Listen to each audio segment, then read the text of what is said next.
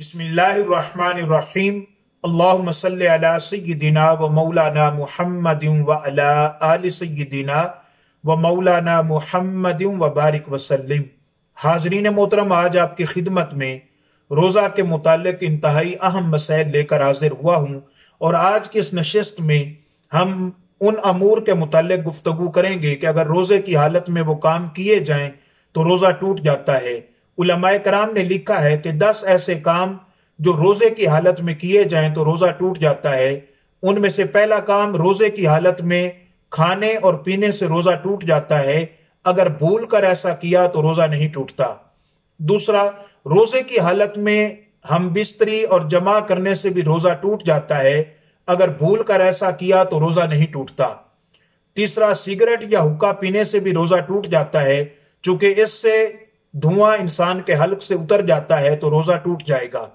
چوتھا، پان یا تمباکو کھانے سے بھی روزہ ٹوٹ جاتا ہے، چونکہ پان کے ذرات بھی انسان کے حلق سے اتر جاتے ہیں، تو علماء کرام نے لکھا ہے کہ اس سے بھی روزہ ٹوٹ جاتا ہے۔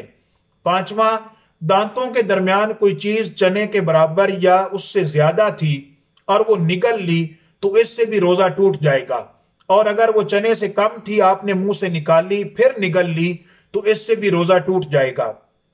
چھٹا، اگر دانتوں سے خون نکل کر حلق سے نیچے اترا اور خون تھوک سے زیادہ یا برابر تھا اور اس کا ذائقہ آپ نے حلق میں محسوس کیا تو اس صورت میں بھی روزہ ٹوٹ جاتا ہے۔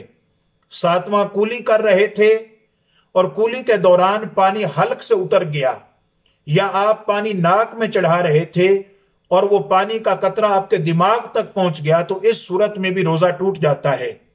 اسی طرح 8ویں مقام پر علماء کرام نے لکھا ہے کہ آنسو منہ میں چلا گیا اور آپ نے نگل لیا، اگر وہ 1 یا 2 قطرے تھے تو روزہ نہیں ٹوٹتا، اور اگر زیادہ آنسو نگل لیے اور اس کی نمکینی آپ نے محسوس کی تو اس صورت میں روزہ ٹوٹ جاتا ہے۔ یہی حکم پسینے کے متعلق بھی ہے کہ اگر آپ اپنے پسینے کو بھی نگلتے ہیں یا پی لیتے ہیں اور اس کی نمکینی آپ محسوس کرتے ہیں تو اس صورت میں بھی روزہ ٹوٹ جائے گا۔ عورت کا بوسہ لیا یا اسے چھوا یا گلے لگایا اور اس صورت میں انزال ہو گیا تو روزہ ٹوٹ جائے گا، انزال نہ ہوا تو روزہ نہیں ٹوٹے گا۔